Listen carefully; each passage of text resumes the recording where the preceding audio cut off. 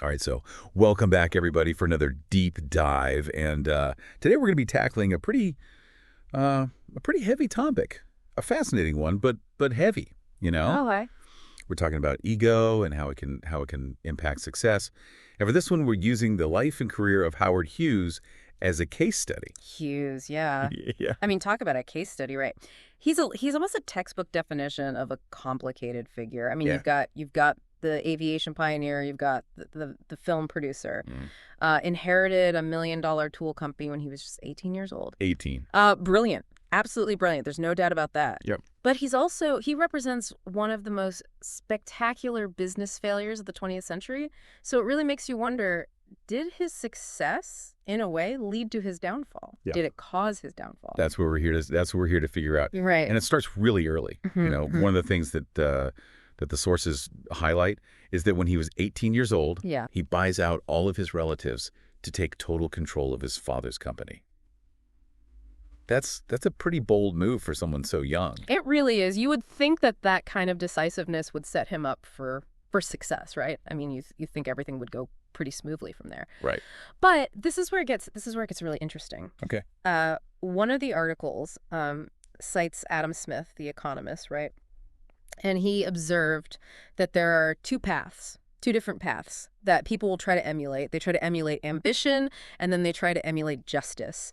And with Hughes, it really seems like he was laser focused on that first path. Ambition, almost from day one. It's like he just had these blinders on. He's going for it, Yeah. And that ambition leads him on, man, it leads him on quite a journey. It really does. He basically ditches the family business altogether. He goes to Hollywood, makes and loses millions in the film industry, loses money in the stock market. Oh, yeah. Then he dives headfirst into aviation.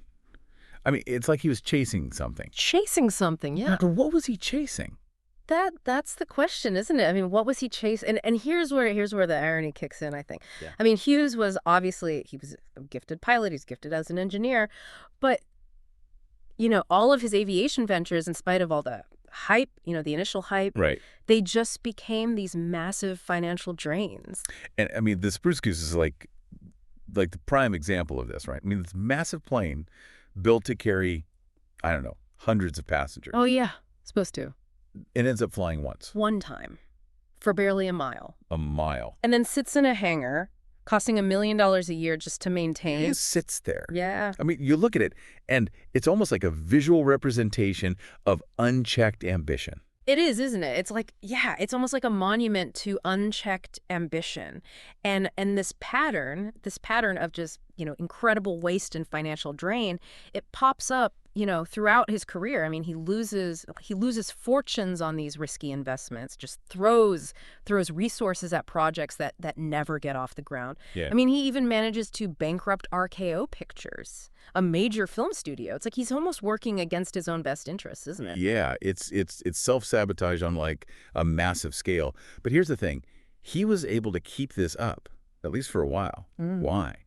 Because he had that consistent stream of income coming in from his father's tool business, the one he just basically ignored. It's almost like he had this safety net that enabled him to be so self-destructive. It's like he could afford to be reckless because of the success that, he inherited. Right. It's like a textbook case of how ego can lead to a downfall, even when you're surrounded by success. Yeah. It's like he had all the ingredients for success. He did. But something wasn't being managed. Yeah. What do you think, listener? Does any of this resonate with you? Because we're going to get into that. Yeah, we are. I mean, this Hughes story, this is obviously like an extreme case, right? Yeah. I mean, most of us aren't eccentric billionaires. Right. But we all deal with success in some way, Yeah. So the question is, I mean, how do you navigate success without letting your ego kind of take the wheel and drive you off a cliff? You know what I mean? That's what makes this deep dive so relevant, right? Yeah. Because it applies to everyone listening. One of the articles, I think it was the Harvard Business Review piece, defines ego as that voice in our heads that whispers things like, you're special, you're better. Right. The rules don't apply to you. We Yeah. all have it. And sometimes it's pretty convincing. Yeah. especially when things are going well. Oh, absolutely. It's Yeah. so easy. You start to get caught up in the hype. You start to believe your own press. Absolutely. You start to think you've got it all figured out. Yeah. And that's when things can get dangerous. Yeah.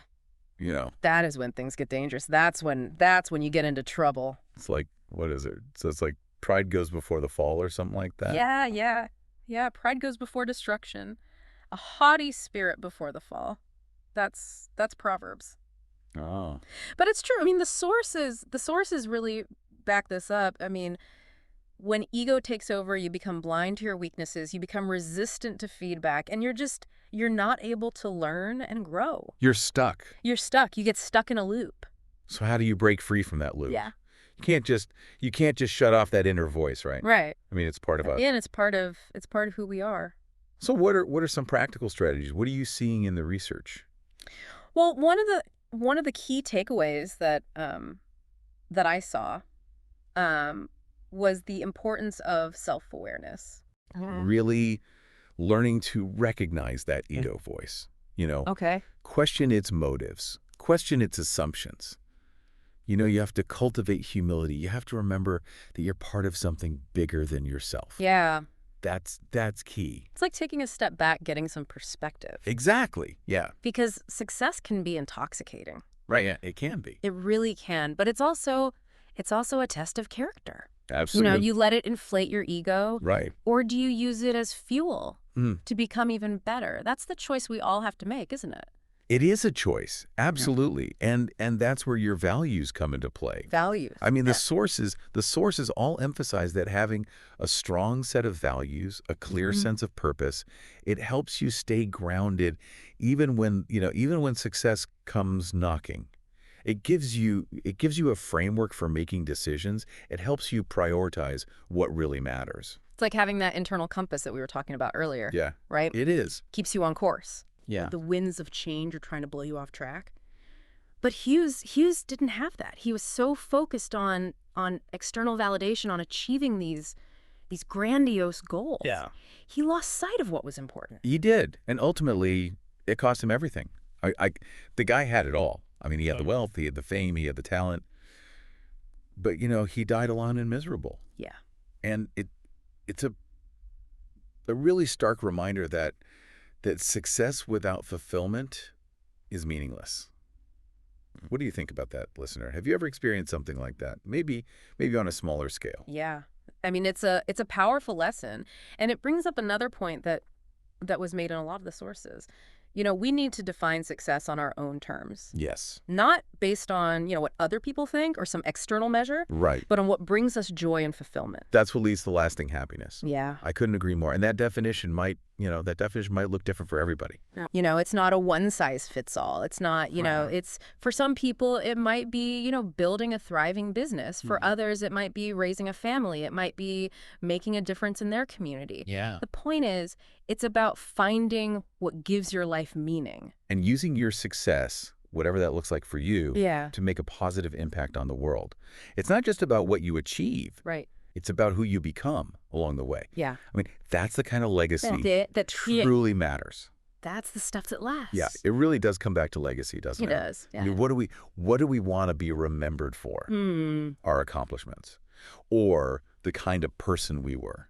That's the question. Yeah. That really is at the heart of it. Yeah. It's not about comparing yourself to others or chasing some external standard of success. Right. It's about being true to yourself, being authentic to your values, to your vision for your life. And looking back at Hughes, I mean, it seems like he was just trapped. Yeah. He was trapped in this cycle of trying to prove himself, always striving for more, but it was never enough. Yeah. It's almost like ambition itself became the addiction. Yeah, it's a cautionary tale for sure. And it's a trap that's easy to fall into, especially these days, I mean, we're just bombarded with messages about achievement and success. Constantly. Yeah, it's so easy to get caught up in the comparison game. Right. And just lose sight of what truly matters.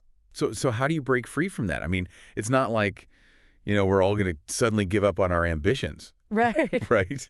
I mean, there's got to be a way to find that balance between striving for greatness, wanting to achieve things, Sure. but also staying grounded. Yeah, there is. And the research that you provided actually offers some really good insights. I mean, ambition itself isn't bad. Right. In fact, it's a powerful driver of progress. It is. I mean, it's what pushes us to learn and to grow and to make a difference. But it needs to be tempered. Yeah. It needs to be tempered with humility, with a willingness to learn from our mistakes, Yeah. and most importantly, with a deep understanding of our own values. Yeah. It's like that analogy you were using earlier about the car with no brakes. Yeah. I mean, you can go fast for a while, Yeah. but eventually you're going to crash. Far. Values are the brakes. Values are what help us navigate the twists and turns, the ups and downs of success. Yeah, Hughes' story is a reminder of what can happen when ego goes unchecked. Right. And ambition becomes an end in itself. Right. And it highlights the importance of, finding deeper meaning in our pursuits. Yeah. Connecting our goals to something larger than ourselves. So as we wrap up this deep dive into the perils of ego, the question for you, listener, is this.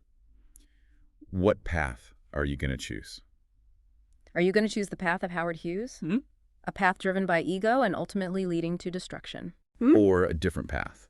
One that's grounded in purpose, grounded in values, and a deeper understanding of what truly matters. It's a choice we all face every single day, in big decisions and small ones. Every day. It's a choice that shapes not only our own lives, but the world around us. So think about Hughes. Consider your own relationship with success, with ambition, and ask yourself, what will you choose? Will success be your downfall or a springboard to greater things? The answer, as always, lies within you. That's it for this deep dive. We'll get you next time.